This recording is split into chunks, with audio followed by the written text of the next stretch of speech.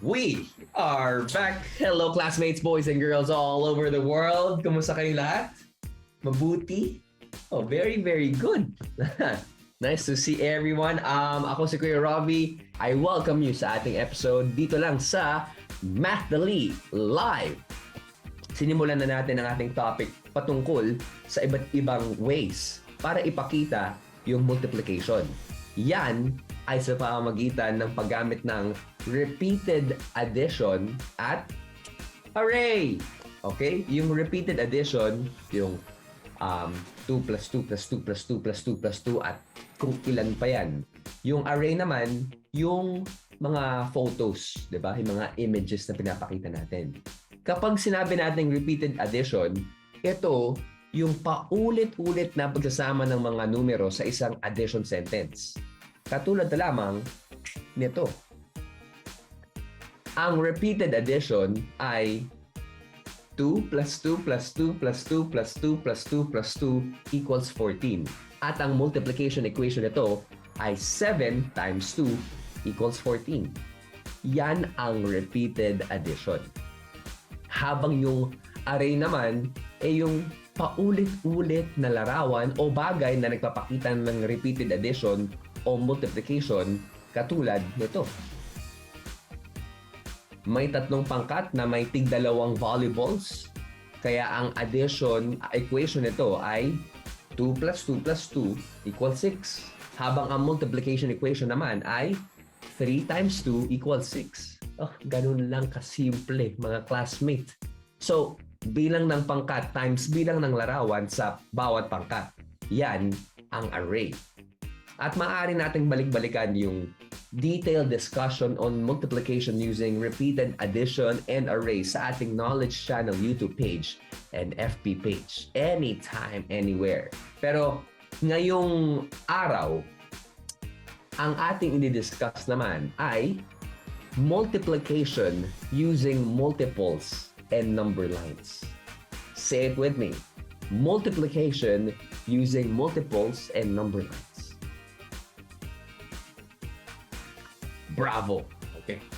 Ginagamit ang kaalaman ng skip counting sa counting by multiples.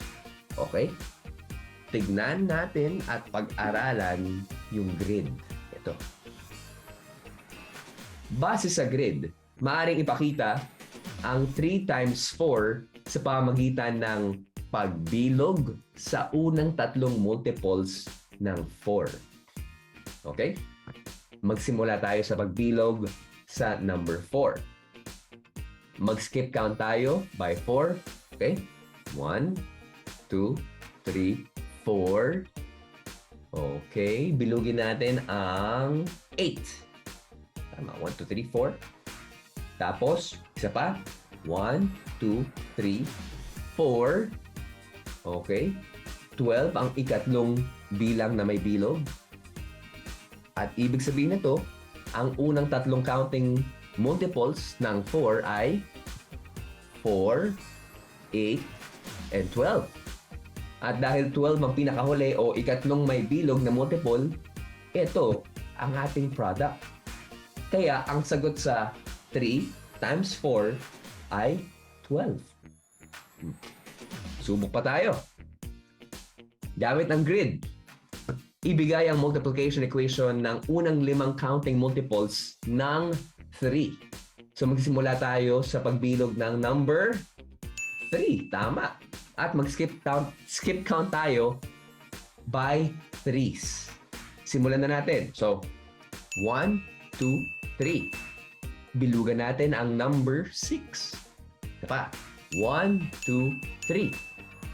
Bibilugan natin ang number 9. Isa pa. 1, 2, 3. Bibilugan natin ang number 12. At 1, 2, 3. Bilugan natin ang number 15. Kaya ang multiplication equation natin sa multiples na ito ay 5 times 3 equals 15. Easy lang, di ba? Comment heart emoji kung nakuha nyo. Wow naman dito sa Facebook, saka sa Kumu, umuulan ng puso. Parang ramdam ko na yung Feb ibig natin. Subok pa tayo ng isa. Gamit ang grid, ibigay ang multiplication equation ng unang apat na counting multiples ng 5. Magsimula tayo sa pagbilog sa number 5 at mag-skip count tayo by 5. Game? Game! Okay, so 1, 2, 3, 4, 5. Bibilugan natin ang number 10. 1, 2, 3, 4, 5. Bibilugan natin ang number 15. 1, 2, 3, 4, 5. Bilugan natin ang number 20. O, ayan. Ilang bilog na meron tayo?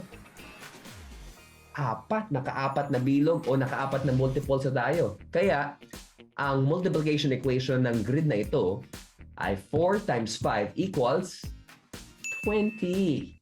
Basic, di ba? Yan ang multiplication gamit ang counting by multiples.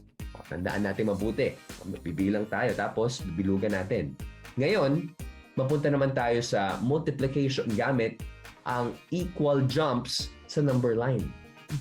Number line. Naalala niyo pa ba yung number line natin? Of course. Ito ay ang pare-parehong bilang ng pagtalon ng isang arrow sa magkakasunod na mga numero sa isang linya. Natatandaan niyo ba? Yung number line natin? Very good. Dapat matitiyak natin na ang bawat numero o unit ay may parehong layo sa bawat isa. So, Kuya Robby, paano bang ginagamit ang number line sa multiplication? Tara at tignan natin na mabuti ang sumusunod na illustration. Ano ba sa tingin nyo ang multiplication equation ng number line na ito?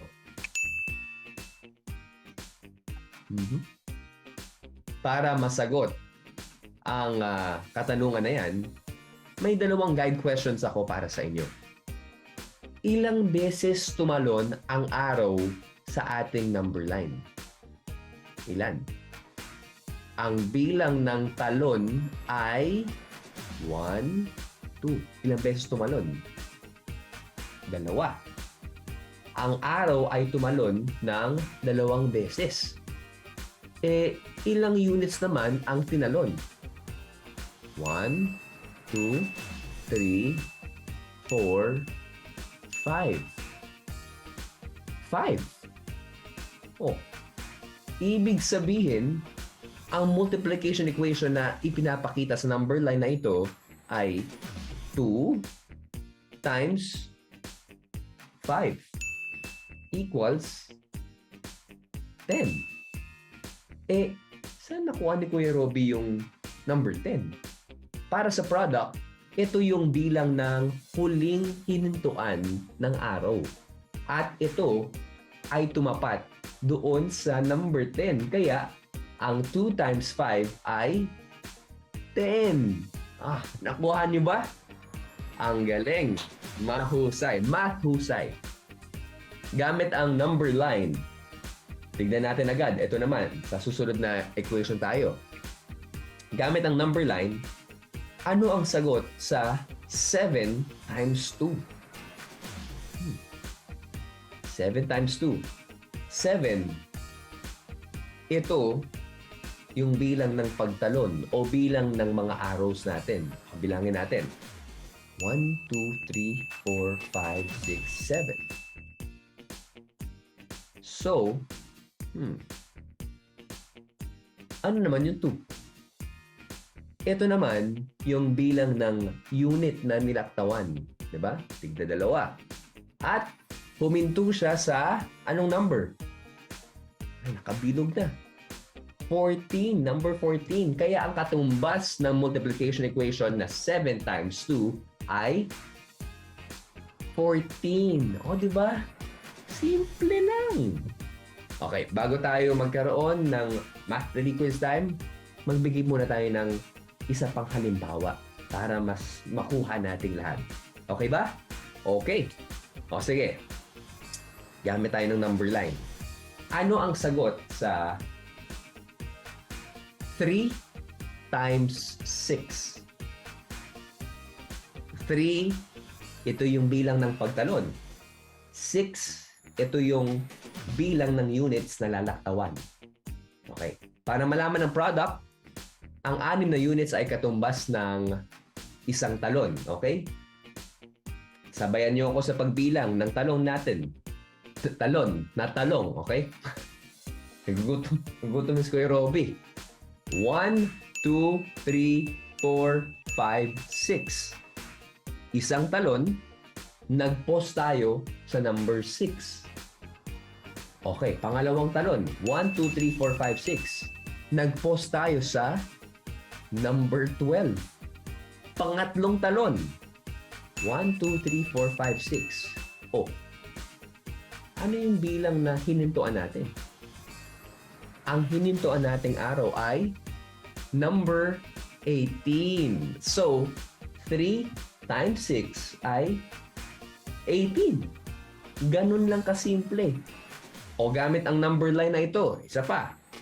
Ilan ang 4 times 5? Yan. 4 times 5, ibig sabihin, 4 na beses tayong tumalon ng may tig-5 units. So, ano yung product natin? Ano yung pinakadulo? 4 times 5 equals 20. 20 dahil ito ang bilang na hinintuan ng arrow sa number line. Ganun pala yun, Kuya Robby. At kung mapapansin ninyo, kapareho ito ng sagot na nakuha natin kanina gamit nung nag-multiplication by counting multiples tayo. Pareho lang. Iba-ibang paraan, pero pareho ang sagot. MathDali lang, di ba? MathDali. Maliban sa MathDali, ang amazing lang din kung paano natin i-express ang multiplication in so many different ways, di ba? Tulad ng napag-aralan natin last week. Nandyan ang multiplication using repeated addition. Meron tayong arrays. Nandyan ang counting by multiples tulad ng napag-aralan natin kanina. At ito lang, yung number lines. Pero ang magandang isipin nito, kahit different ways or solutions ang gamitin natin, ang ending, parehas na yung makuha nating sagot. Ang galing, di ba? Maraming paraan, parehong solusyon. Clear ba sa ating lahat? Ang galing. Please comment heart emoji kung ready na ang lahat. Okay, sa bawat tanong, meron lamang tayong 20 seconds to answer. At maghanda na dahil magsisimula na tayo. Ito ay ang MathDali Quiz Time. Let's go. Here is question number 1. Gamit ang grid, ibigay ang multiplication equation ng unang 8 counting multiples ng 2. Unang 8 counting multiples ng 2. Is it A? A times 2 equals 16? B, A times 2 equals 18? Or C, 2 times 8 equals 18? 20 seconds, go. Unang 8 counting multiples ng 2. Is it A, B, or C?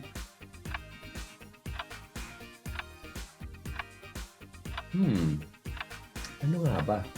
Mukhang nakakalito. Pero okay malito. Dahil sasagutin na natin at ibibigay natin ang tamang sagot. Ang tamang sagot ay 8 times 2 equals 16. Letter A. Yan. Paano ba natin nakuha ito, Kuya Robs? Ang given ay unang 8 counting multiples ng 2. So, let's keep count by 2. Ito ang bilang ng may bilog natin, no? So, meron tayo 2, 4, 6, 8, 10, 12, 14, and 16. Okay? Unang 8. So, 1, 2, 3, 4, 5, 6, 7, 8. Babagsak tayo doon sa sa number 16 at yun ang bibilugan natin. Okay. Ibig sabihin, ang multiplication equation ay 8 times 2 equals 16. MathDali lang, di ba? Sino ba nakuha ng first question natin? Okay, good job mga classmates. Let's proceed to question number 2. Gamit ang grid, ibigay ang multiplication equation ng unang 6 na counting multiples ng 3. Again, unang 6 na counting multiples ng 3. Is it A, 6 times 3 equals 18? B, 3 times 6 equals 16? Or C, 6 times 3 equals 16? 20 seconds go. Unang 6 na counting multiples ng 3. So, ano tayo? 3, 6, 9, 12, 15, at malalaman natin ang tamang sagot ngayon. Ang tamang sagot ay letter A. 6 times 3 equals 18. Ang given natin ay unang 6 na multiples ng 3. Kapag ginawa natin ang skip counting by 3, ito, yung mga bilang na may bilog natin. Meron tayong 3, 6, 9, 12, 15, and 18. 18 ang ika-6 na multiple, kaya ito ang ating product. Ibig sabihin, ang multiplication equation ay 6 times 3 equals 18. Sino ba nakakuha ng tamang sagot sa question number 2? Good job, dami. And let's go sa ating MathDali question number 3. Tama o mali? Gamit ang grid, ang multiplication equation ng unang 5 counting multiples ng 2 ay 5 times 2 equals 10. Tama ba? 20 seconds go.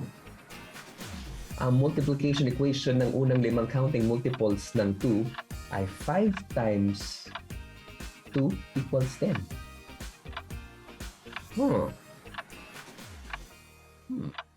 So, 2, 4, 6, 8, 10. Ano yun? Time is up. Ang tamang sagot ay tama! Tama! Tama rin ba ang sagot nyo? Okay, check natin.